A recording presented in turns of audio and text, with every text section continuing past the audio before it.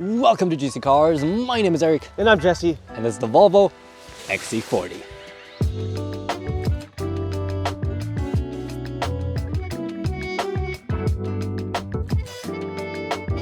So the Volvo XC40 Hybrid, the B5 drivetrain that I had in the S60 pretty much a year ago and didn't like. So we'll see if this is going to be better. It's always we're going to take a look at the exterior first, interior, and then we're going to drive it. And well, we brought you the beautiful Scandinavian weather for today's video, so enjoy the ambience. What do you think of the exterior, Jesse? What is this color? We were confused for a little bit what this was, cloud blue or sage green, but we believe it's cloud blue. Yes, so we're like 80% sure this is cloud blue. We were not supplied with a spec sheet, but it is it's one of the many shades of gray that Volvo offers. 50 shades of gray. 50 shades of gray. Well, there's not too much to say. This is the dark theme. It's a Volvo. They look really good. I like them. I like this Thor's hammer. As always, I like the dark theme. I'm a fan of dark accents. Yeah, like it's a good looking car. I wouldn't expect this. Like the color isn't bad. I just think it's kind of bland.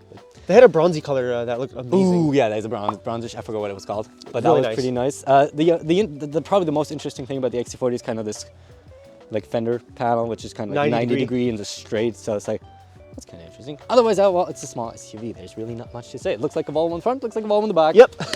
And does it look like a Volvo inside is the question. Let's find out. All right, in the XC. What is this? What am I doing right now? I have no idea. All I'm missing is the keys because we got a lot of piano in here.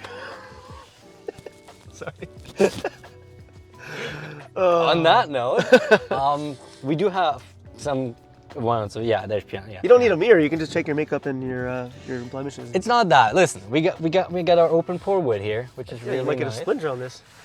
No, I actually like it. It's nice. It's just really nice. The touch points and all that are really nice. There's a mix of hard and soft in here, right? You got the hard here, and the carpet. We got a carpet on. Yeah, that's very interesting. So it kind of feels cheap, but it also kind of feels comfy. So I can't complain about it. I'm conflicted. I'm like, I can live with it. I don't think I've ever seen it before. All the important points are nice, I think. It's still definitely noticeably like luxury and nice overall. But yeah, it's certainly interesting. I like the headline. I do like the headliner actually. It looks nice. Yeah. Comfort-wise, I like these seats. A little firm. I actually kind of got used to it. Like, I'm okay with it. When I first sat in the car, I was like, this is firm. It is. It has kind of grown on me. Yeah. But it is a little bit firm. Our Sweden flag, as we wanted, heated seats, and some interesting quirks. So, a little garbage can here. Yeah, we have like a little garbage can you can actually take out, which is kind of cool. Or if you just want to have it as a cubby, right? We can do it whatever you want. You have our wireless charger, so you can just... And the little phone holder. Yeah, a little phone holder like that, so you That's put it here. cool. Which is actually pretty useful because we don't have Android Auto. So we have the Volvo infotainment. No comment. Which this is the better version. So this is Android Automotive based, so you can log into your Spotify, you can download into Google Maps because this is Android Automotive. But if I own the car and let's say you want to borrow the car for a day and you had an Android, I don't want you to have to log into all that stuff. I want you to be able to just like plug in and go. We do have Apple CarPlay, but like, come on guys. I can't wait till we're past the point where we have to talk about Apple CarPlay and Android Auto. It should just be standard at this point, right? Yeah, it's not a feature anymore. It's just expected. Yeah, I agree. And a couple more quirks with this infotainment, which I don't like. First of all, tiny UX issues. It's still, like I said, this used to be the worst infotainment in the business. It's better. But I still like this bullshit here with these buttons. So for me to turn off, let's say I'm driving, I'm on the highway, going highway speeds, and I want to turn off my heated seats, my heated steering wheel. 1, 2, 3, 4, 5, 6, 7, 8, up, press 9, 10, 11, 12. This is stupid. You know what you can do? Let me hold it for 2 seconds and it's off. But no, that would be too easy. Let me tap it 3 times, and so often I tap it accidentally once more. And then you gotta go redo it 3 times. And the cameras. I'm in the rear or how about just put a slider? Off, on. Oh yeah, like doop doop. Like press that. Or in the cameras, I'm in the rear camera. I want to go to the front camera. Just let me tap the back. Oh, no. Just let me tap the back or the front. Like, come on, guys. Like, you could have just put an icon there and icon there, and you can press which one you want. It's like, guys, simple user experience and user interface issues still exist with this infotainment. Not the deal breaker, but like, come on, guys. Who's testing this? Who's doing this? Yeah. Like, this is simple. This is simple stuff. I like our digital gauge cluster. It's clean. It's clean. It doesn't really have any customizability. I can remove the map. That's it. But other than that, like overall, there's a lot to like. I think it's a nice cabin. It's just I could do without this, to be honest. oh, I love this. The Volvo Sweden, this crystal shift. It's pretty. That's kind of banger. It's kind of cool. And oh yeah, and another complaint: the ambient lighting. We have ambient lighting that lights us up. Is tied to the brightness of the screens. So if you want to have the screens dark at night, you also have to have your ambient lighting dark, which is like, I want to have my screens not blind me, but still have plenty of ambient lighting. Like, guys. Yeah. So yeah. Like overall, like I just gotta make these points because this is like user experience that's just not well thought out. Overall, I'm comfortable. I don't have any complaints with the materials. I love this swipey, make swipe. Don't almost break the camera. For our sunroof, which is nice and big. We are missing ventilated seats. We do, yes, but it's not very common even. Like even the X1 didn't have ventilated seats. True. Were they optional? I think they were optional, but we didn't have them. I believe they were optional. Yeah, but we didn't have them. So I'll give them a pass. Rear seats, so what do you think about them? A little bit even more firm. Yes. A little bit upright. Yes. We didn't talk about we do have 2 USB-Cs here. Yeah, 2 USB-Cs here. That. 2 USB-Cs in the back. Do we have a 12 volt? Sorry, going backwards again. Here. Oh, we do. Yes, sorry. 12 volt, which some cars seem to be removing. CX30, Yeah. 2024 removed And it. the Sierra 1500. Yeah, I don't know why. Give us that. So thank you, Volvo. You know, oh, and also I like this plasticky knurling. It's not very, like, it took me a while to figure out what's off. Is this off or is this off? I still don't really know. I like the click though, it's nice. It's very, yeah, that's cool. Back seat space is okay. Heated seats on both sides. Yep. Easy to get the ISO fix for your child seats. Two That's more cool. USB-Cs back there. Yeah, and then looking at the trunk, with the second row up, we have about 20 cubic feet of space. So this was actually really weird to figure out what space we have, because everyone was listing different numbers. Like Volvo was listing a number that was way too small. It was like 12 cubic feet. And it's like, that's not 12 cubic feet. Why would you shoot yourself in the foot like that? So I don't know what the math they did. Swedish math. Car and Driver had a different number. Motor Trend had a different number. So I was just like kind of like doing an average. So this is about 20 cubic feet of space, which is a little less than the X1 has. But once you put down the second row, you get up to 57.5, which is just a niche over the X1, for example. So overall space is good, but with the second row up, it's like a little compromised. But yeah, hitting the road. Yes, hit the road, Jack. Alrighty, out in the Volvo XC40 B5. We're gonna, first of all, disable start stop, and now do our brake test, acceleration run. Oh, okay. Good. Had a pretty good launch there. Yeah, pretty good launch. That's not bad, actually. Not terrible. That's a very violent launch, and those Yeah, it shifts was. are very violent as well. I didn't expect my. Like it even shifted our camera a little bit. I saw that. So we have the B5 engine, and B5 in Volvo terms stands for a turbocharged 2-liter inline-4 mild hybrid, producing 247 horsepower and 258 pound-feet of torque. Not so bad. It's not so bad. It's good for about 0 to 60 of about 6.1 seconds, according to Car and Driver. Definitely feels a little slower if you're on the move. You don't brake torque it beforehand. That's always with these turbo engines. I do have an issue with this drivetrain though. Uh-oh. I'm getting 9.6 liters, and this is a mild hybrid. A non-mild hybrid, a little more powerful BMW X1, but it's more fuel efficient. And more fun. And more fun. What is the hybrid system doing here, guys? It's like... I mean, it's mild. It's very mild. It's very mildly impacted, and of course, extra added complexity. Thank you. Complexity, and extra repair costs for no gain whatsoever. Mildly effective hybrid. Mildly ineffective. Mildly ineffective. So yeah, that, and sometimes I don't know if I can demonstrate it now.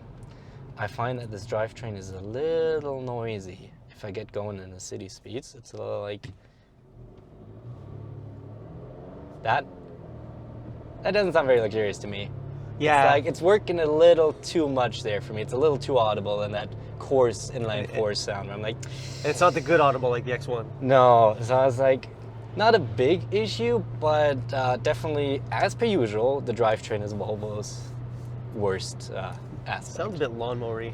Yeah, it sounds so good, but Does it handle good? does it handle good? We're going to be very chill today. It is a 1 degree, just above freezing, and it is wet in the winter, so.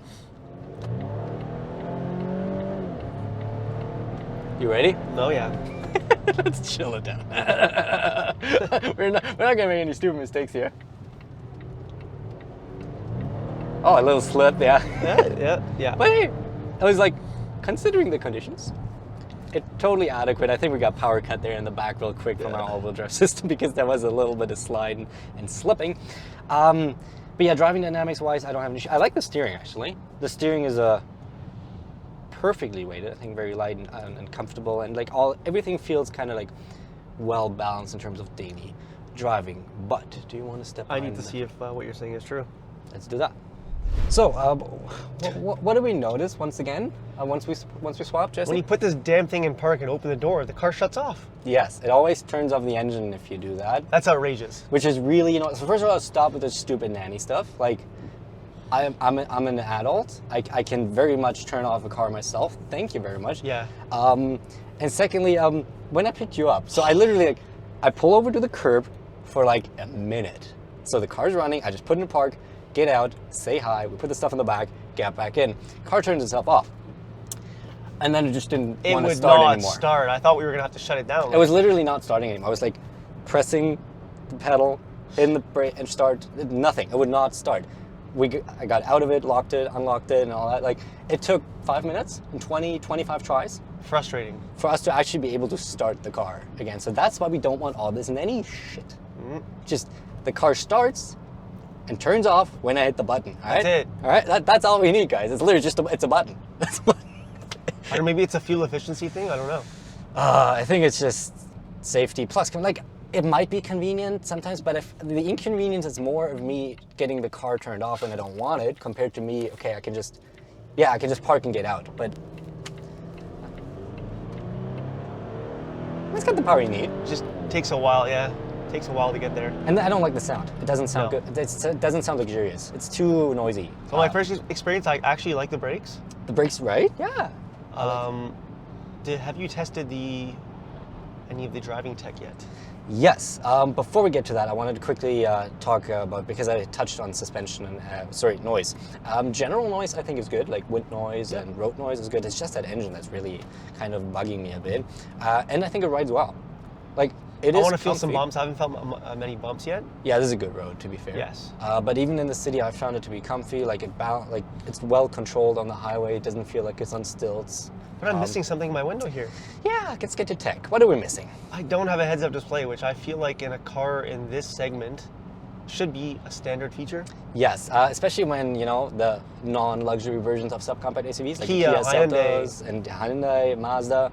They all have head-up displays. Like, just give us that. And we had a preview event with the EX30 and the EX90. Shout out to Volvo for bringing us that. Still no heads-up display. And no gauge screen anymore. So I was like, guys, head-up displays, come on. Like, you're all about safety. It is safer for me to be able to look straight. 100%. Instead of that. And same with the heated seats and but like, I have to look so far down that I lose my peripheral vision off the road.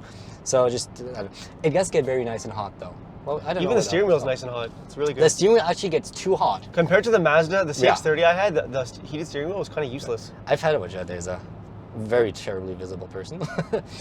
So the steering wheel actually gets to a point where where it's too hot for me to touch. But we have 3 levels. I'd rather that. I'd rather that. Exactly, and that's like you can get it through gloves that way. Like, awesome, best heated steering wheel I've ever had. It's very good. I like that we have the Volvo Pilot Assist in terms of driving. So it's an active lane centering assist tied to cruise control. Works really, really well. And yeah, there's really not much that. It works really well. We have auto emergency braking. We have blind spot monitoring. We have a good camera setup. Like tech-wise, this is really good. The Harman Kardon in this, not as good as in the other Volvos. In the other Volvos, it's like really amazing. Here, it's okay. Mm-hmm. But overall, like tech-wise, I don't, except for the HUD, I don't have a complaint. Yeah, there should be a HUD. Come on, like. Yeah, there should be a HUD. Anyhow, that leaves us with the price, because as spec, we're looking at $59,525 Canadian for the top spec XC40, which is, it's up there. It's up there for sure. It's up there, and while it does kind of align with what's in the competition and what you can expect spec out like a BMW, it's still lacking a few things. The BMW X1 was really good. The interior, in my opinion, was more refined. Yes. I enjoyed the drivetrain more. Better material, it drove better, I agree. It was more fuel efficient despite not being a hybrid. Slightly bigger trunk space without the seats folded. Yep. Which is where you're going to use it more often. We had a HUD. We had a HUD. iDrive 8 was great. I And like auto Apple CarPlay. The infotainment is not comparable. This is very basic. This is aging. Yes. The infotainment in the BMW was far superior. Mm. It's tough. Yeah. And it's $2,000 less. I think the angle for this is you want to have a bit of that stealth wealth, right? You don't you want to have a fancy car, but you don't really want to brag about it. You don't want to have that BMW, that Mercedes badge. So you get for the Volvo, and there's a lot of good here. It's just the compromises that we do make are just where I'm like, okay, I have an overcomplicated engine that doesn't return the fuel economy that it wants. It's too noisy. The tech, infotainment, and HUD missing is a slight drawback, but when the X1 exists and it's just so fantastic, It's where personally I am certainly going for X1. for me, and you can almost single out any one of those things. For me, just the refinement of the interior without talking about anything else is enough for me. For less money. For less money. Yeah. Slightly, very slightly less, but still. So yeah, I think my verdict is overall good car. I can see why some people want to buy this, but I would rather get the X1. Yeah, for me, if I'm choosing between the two, it's X1 hands down. Not that this is a bad car by any means. Yeah. Just like you said, the compromises make it an easy decision for me. Okay. Well, with that being said, thank you so much for watching. We hope you enjoyed it. If you did, subscribe, hit the bell, like, all that stuff. We're dropping a new video every single week, and maybe it's going to be a car that you're looking to buy, so tune in. We'll see you then. Bye. See ya.